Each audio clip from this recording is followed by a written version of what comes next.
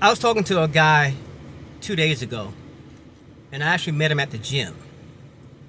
And he walked in, and he saw me doing this thing called not pull-ups, dips. And he walked by and said, man, he said, I used to be able to do like 100 of those.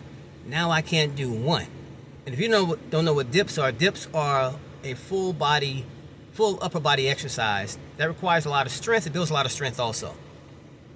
So he said he was able to do 100 of those at one point. Now he can only do one. But he also said something. He shared some of his life story, his background with me. Got into a very interesting conversation. And he said that he was in the hospital with a rare disease, a rare type of pneumonia, where instead of fluid, it turns into pus. And it was so bad, he was hospitalized, and he had about a 75 to 85% probability of not making it, or being unalived. He said the doctors were so careful not to tell him because they didn't want to discourage him, but they really didn't think this man was going to survive.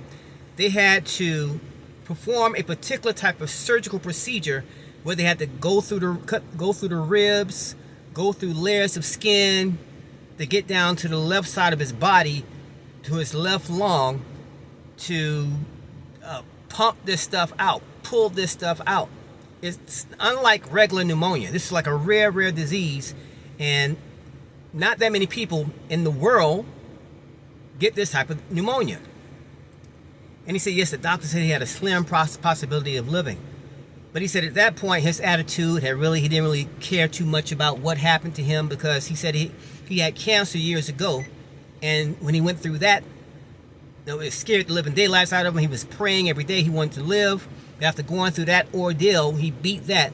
Now here he is again with another deadly disease. They don't know what happened, how he got this, what it derived from, but he had it. And he said at that point his attitude was totally just, you know what, whatever happens just happens. He's got 2 sons, but he really didn't care too much. And the doctor said it was most likely his attitude about the situation that had a huge impact on him surviving. And to top that off, the fact that he started exercising again almost immediately after his body somewhat started to recover, that saved him. And the doctor said it's the fact that you've been exercising for years of your life, plus your attitude, played a huge probability in saving your life. The moral is, exercise is one of the best, most powerful medicines you'll ever have access to.